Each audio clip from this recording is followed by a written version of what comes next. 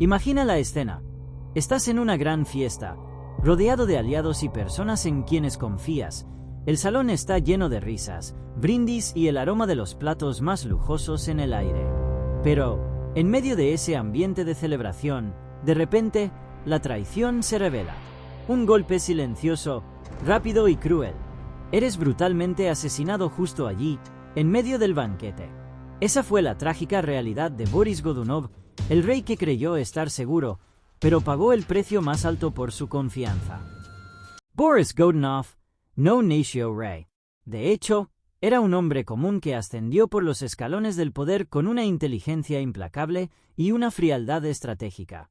En una época en la que la sangre noble era un requisito para gobernar, Boris era un forastero, alguien que surgió desde las sombras de la aristocracia rusa y, aún así, logró conquistar el trono del imperio más impredecible de Europa, Rusia. Su ascenso fue todo menos convencional. Tras la misteriosa muerte del joven zar Fyodor, Boris fue elegido para liderar Rusia como zar, una decisión que dividió al país. Para algunos, era un visionario moderno que intentaba estabilizar un imperio al borde del colapso. Para otros, un usurpador, un traidor a la línea real, capaz de hacer cualquier cosa, incluso matar, con tal de llegar a la cima. Durante su reinado, enfrentó hambrunas, conspiraciones internas, amenazas externas y un pueblo desesperado. Gobernar Rusia en el siglo XVI era como caminar por un campo minado, y Boris pisó cada una de esas minas, una por una. Pero detrás de la figura del gobernante firme, se escondía un hombre paranoico, que no dormía tranquilo. ¿Por qué lo sabía?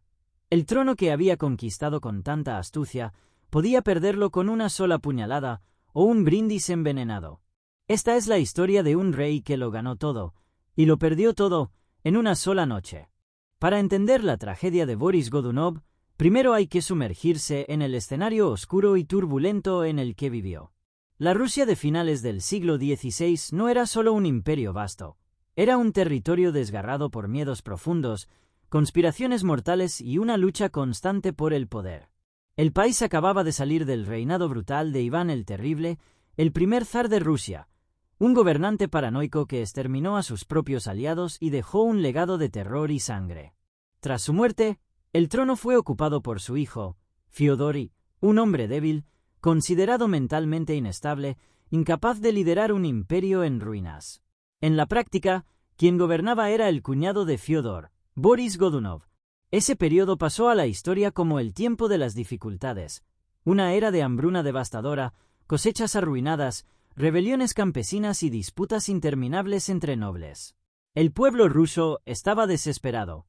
La gente moría en las calles, no había pan, y en aldeas aisladas comenzaban a circular rumores de canibalismo. La confianza en el zarato se desmoronaba día tras día. Para colmo, la sucesión del trono era un pozo de incertidumbre. No había un heredero claro. Cada príncipe, cada boyardo, veía en el caos una oportunidad para ascender al poder. Las intrigas se deslizaban por los pasillos del Kremlin como veneno. Pactos secretos se sellaban en susurros, y la traición se convirtió en la moneda común de la corte rusa. Y en medio de ese campo minado de alianzas frágiles y amenazas invisibles, Boris Godunov intentaba gobernar. Su trono era alto, pero sus cimientos estaban podridos. Rusia estaba al borde de una guerra civil, y bastaba un solo soplo, una muerte, una traición o una mentira bien contada, para incendiar todo el imperio. El mundo exterior tampoco ayudaba. Polacos, suecos y otros reinos vecinos observaban a Rusia como buitres sobrevolando la carroña. Sabían que el imperio estaba vulnerable, y estaban listos para atacar en el momento preciso. Ese era el escenario: una tierra inestable, un pueblo hambriento y un rey caminando sobre hielo fino. Todo lo que Boris Godunov necesitaba era lealtad, pero lo que recibió fue la daga de la traición. La historia de Boris Godunov no es la de un rey destinado a gobernar. Es la historia de un hombre que ascendió al trono pisando sobre cadáveres, quizás incluso literalmente. Y es justamente eso lo que hace que su ascenso sea tan polémico, tan envuelto en susurros, leyendas y miedo. Todo comenzó entre bastidores del poder, mientras el verdadero zar, Fyodor, vivía ajeno a la realidad del imperio. Fyodor era débil, extremadamente religioso e incapaz de tomar decisiones. Mientras él rezaba, Boris gobernaba. Era el cuñado del zar y su consejero más cercano, pero su influencia iba mucho más allá de lo evidente. Con un puñado de aliados leales y una mente fría como el invierno ruso, Boris comenzó a eliminar discretamente a cualquiera que amenazara su autoridad. El paso decisivo vino con la misteriosa muerte de Dmitri, el joven medio hermano de Fiódor, que también tenía sangre real y derecho al trono. Oficialmente, fue un accidente. El niño habría muerto jugando con un cuchillo. Pero muchos creen, incluso hoy, que fue un asesinato ordenado por Boris. Un golpe silencioso, pero letal, que despejó el camino hacia lo que más deseaba: el trono. Cuando Fiódor murió sin dejar herederos, el caos amenazó con devorar a Rusia. No había sucesor directo. Los nobles estaban divididos, el pueblo hambriento, y todo el imperio parecía a punto de implosionar. En ese vacío de poder, Boris se movió con precisión quirúrgica. No se autoproclamó zar. Al contrario, manipuló la opinión pública, presionó a los líderes religiosos y usó el miedo al colapso para ser invitado al trono. En 1598, Boris Godunov fue coronado zar de Rusia, el primer zar que no provenía de la línea directa de la dinastía ruríkida. Y ese fue el comienzo de su peor pesadilla. Porque al asumir el trono, Boris también heredó el odio de la nobleza tradicional, el desprecio de parte del pueblo, y la desconfianza de quienes conocían su camino hacia el poder. La corona era pesada, pero el verdadero peso venía de los fantasmas que él mismo había creado. Obtuvo el poder, pero el precio aún estaba siendo cobrado. Lo que Boris Godunov descubrió apenas después de ponerse la corona fue que gobernar un imperio en ruinas no es un privilegio, es una maldición. Aunque era zar, jamás tuvo paz. Los primeros años de su reinado estuvieron marcados por intentos desesperados de reconstruir el orden. Buscaba modernizar Rusia, establecer alianzas diplomáticas y contener las amenazas internas. Pero la inestabilidad se extendía como una plaga que no cesaba. Una de las mayores tragedias llegó pronto. Una hambruna catastrófica azotó Rusia entre 1601 y 1603. Las cosechas fracasaron 2 años consecutivos y la gente moría de inanición en las calles. Los cadáveres se amontonaban en los mercados. Niños eran abandonados. Y las ciudades se llenaban de rumores, de canibalismo, de rebelión, de profecías sobre el fin del zarato. Para el pueblo, el reinado de Boris parecía maldito. Muchos comenzaron a decir que había ofendido la voluntad divina al tomar un trono que no le pertenecía por derecho. La idea de que el fantasma del pequeño Dmitri lo perseguía se esparció entre campesinos y nobles por igual. Y como un castigo celestial, el imperio empezó a desmoronarse. Pero el golpe más fuerte aún estaba por venir. Un impostor apareció, asegurando ser el propio príncipe Dmitri, el mismo que, años atrás, supuestamente había muerto. El hombre, apoyado por nobles polacos y enemigos del zar, se autoproclamó verdadero heredero de Rusia. Esta figura, conocida como el falso Dmitri, no solo ganó popularidad entre el pueblo, sino que desató una guerra civil. Regiones enteras comenzaron a rebelarse contra Boris. Algunos lo veían como salvador, otros como anticristo. Rusia se partió en dos. El trono que Boris había conquistado con astucia se volvió ahora una prisión. Cada decisión generaba nuevas amenazas. Cada aliado podía transformarse en enemigo. La confianza desapareció. El miedo crecía. Él era zar, pero estaba solo, y los fantasmas de sus decisiones tocaban a la puerta con más fuerza cada día. Se suponía que sería una noche de alivio. Un banquete lujoso, rodeado de aliados, música, vino y una aparente estabilidad. Después de años asfixiado por el hambre del pueblo y las amenazas externas, Boris Godunov intentaba demostrar que seguía siendo el zar, que aún controlaba el imperio. El salón brillaba con cientos de velas encendidas. Los nobles reían, brindaban y se deleitaban con carne asada y frutas exóticas. Todo parecía bajo control. Todo, excepto las miradas silenciosas, excepto los susurros entre copas, excepto el veneno que ya corría en los planes de sus enemigos. Boris no sabía que estaba rodeado de traidores. Se había convertido en un hombre paranoico, sí, pero no lo suficiente. Su reinado había sembrado muchos resentimientos, nobles humillados, generales ignorados y religiosos que lo veían como un usurpador. Y todos estaban ahí, bajo el mismo techo, ocultando su odio detrás de sonrisas educadas.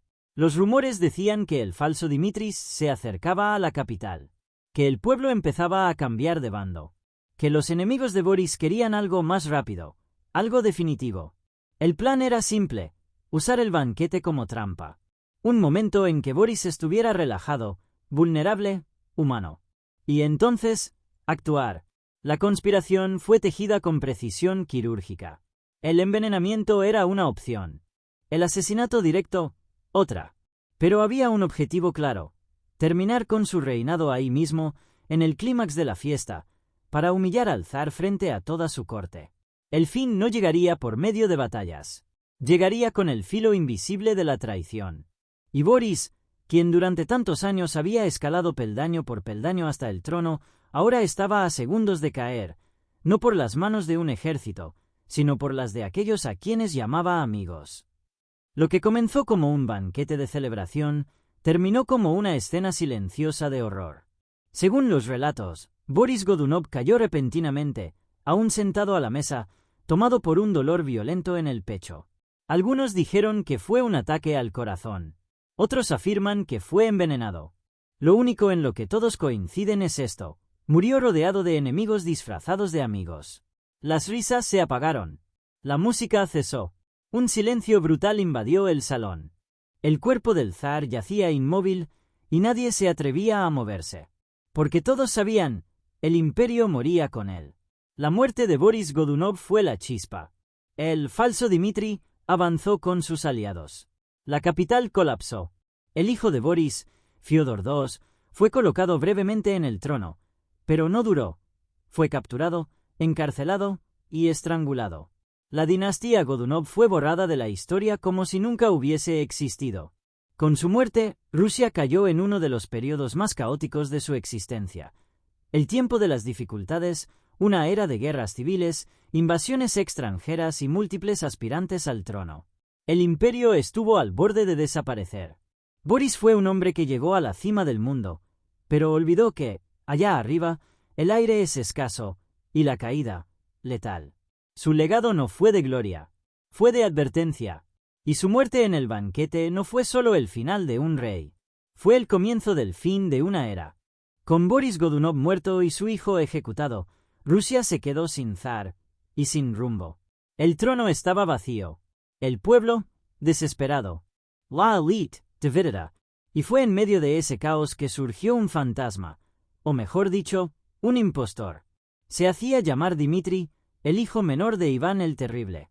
Oficialmente, Dimitri había muerto siendo niño, víctima de un accidente o, según muchos, asesinado por orden de Boris. Pero ahora, años después, un hombre misterioso afirmaba ser él, el heredero legítimo. ¿De dónde vino? ¿Quién lo apoyaba? La historia se divide. Algunos dicen que era un campesino instruido, entrenado por espías polacos. Otros juran que era un noble renegado, usando el nombre de Dimitri como máscara para tomar el trono. Pero lo que importa es que convenció. El pueblo, consumido por el odio hacia los Godunov, lo vio como un símbolo de justicia divina. La nobleza, hambrienta de estabilidad, aceptó su regreso de entre los muertos como una tabla de salvación. Y los enemigos externos, especialmente Polonia, lo usaron como peón para invadir el corazón de Rusia. Entró triunfante en Moscú. Fue coronado. Aclamado. Pero había una verdad que jamás podría borrar. No era quien decía ser. El falso zar reinaría por poco tiempo. Pero en ese momento, era como si los muertos hubieran regresado, para vengarse. Por un breve momento, pareció que Rusia había encontrado un nuevo camino. El zar Dimitri repartía promesas, recompensas y títulos.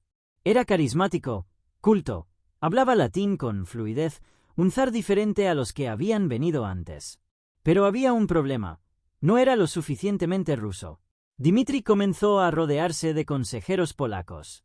Dio cargos a extranjeros. Mandó construir una iglesia católica en Moscú, un escándalo para la ortodoxia rusa. Su matrimonio con Marina Mnistes, una noble polaca católica, fue la gota que colmó el vaso. El pueblo, antes ilusionado, ahora se sentía traicionado. Los nobles y clérigos lo veían como un agente extranjero. Surgieron rumores de que Dmitri quería convertir a toda Rusia al catolicismo. Otros decían que planeaba vender el país a los polacos. Lo cierto era una cosa: ya no contaba con el apoyo de nadie. En mayo de 1606, la ira acumulada estalló. Un grupo de boyardos irrumpió en el Kremlin. Dmitri intentó escapar saltando por una ventana, pero fue capturado, golpeado, humillado, ejecutado brutalmente. Su cuerpo fue exhibido en la plaza pública. Luego, cremado. Sus cenizas, esparcidas al viento, como si Rusia quisiera borrar todo rastro de aquel que engañó a toda una nación. La farsa terminó en tragedia, y Rusia se hundía cada vez más en el caos. Tras la muerte del falso Dmitri, Rusia se sumergió en una de las etapas más oscuras de su historia, el tiempo de las dificultades. Sin un zar legítimo, el país se convirtió en un escenario de guerra civil, hambruna e invasiones extranjeras. Varios pretendientes disputaban el trono, cada uno respaldado por diferentes facciones internas y potencias vecinas. Los campesinos, agotados, sufrían la sequía y la escasez. Las ciudades eran saqueadas, las iglesias profanadas. Las alianzas cambiaban de forma rápida y traicionera, dejando a nadie seguro. En este periodo, la fragilidad del poder quedó en evidencia. El pueblo común vio su vida consumida por la violencia y la incertidumbre. Pero incluso en medio del caos, surgieron figuras inesperadas, líderes que luchaban por restaurar el orden y unir un país destrozado. Fue una era en la que la supervivencia no estaba garantizada, y el coraje era el único camino para quienes querían mantener viva la esperanza. Después de años de caos, hambre y guerra civil, Rusia necesitaba desesperadamente un líder que pudiera restaurar el orden y unir a su pueblo fragmentado. Fue en ese escenario turbulento donde surgió un hombre que cambiaría el destino de la nación, Mijaíl Románov. Con apenas 16 años, Mijaíl tenía un linaje noble, ligado a la antigua dinastía Rurikida, y su elección representaba la esperanza de un nuevo comienzo para Rusia. Su coronación en 1613 marcó el fin del tiempo de las dificultades y el inicio de la dinastía Románov, que gobernaría por más de 300 años. Pero el camino para consolidar su poder estuvo lleno de desafíos, enemigos internos, invasores extranjeros y una población desconfiada. Aún así, la figura joven y carismática de Mijaíl simbolizaba la posibilidad de reconstrucción y paz. Era el renacer de Rusia, una luz al final del túnel oscuro que parecía interminable. Boris Godunov pudo haber caído de forma trágica, pero su impacto en la historia de Rusia es innegable. Fue el primer zar no perteneciente a la dinastía Rurikida en gobernar, abriendo camino para nuevas dinastías y mostrando que el poder podía venir de orígenes diferentes, para bien o para mal. Su reinado, marcado por avances culturales y reformas, también estuvo envuelto en misterio, traición y conflictos internos, simbolizando los peligros de un poder conquistado con ambición y sin plena legitimidad. La turbulencia que siguió tras su muerte reveló las fragilidades de un reino dividido y el costo de la inestabilidad política. Hoy, la historia de Boris Godunov sirve como una advertencia. El poder puede ser fugaz, y la confianza, frágil. Pero también nos recuerda la resiliencia de un pueblo que, incluso en las peores crisis, busca reconstruir su identidad y su nación. Así, la sombra de Boris permanece, un rey que fue tanto víctima como símbolo de los dramas del poder absoluto. La historia de Boris Godunov demuestra que el trono está hecho tanto de oro como de sangre. Y lo que le ocurrió a él puede pasarle a cualquiera que subestime el poder de la traición. Si te gustan historias como esta, donde el poder, el drama y la tragedia se entrelazan, suscríbete al canal ahora mismo. Campana, activa la campanita para no perderte el próximo episodio, porque las sombras de la historia aún tienen mucho que revelar. Comenta abajo, ¿cuál fue la parte más impactante de esta historia? Nos vemos en la próxima leyenda.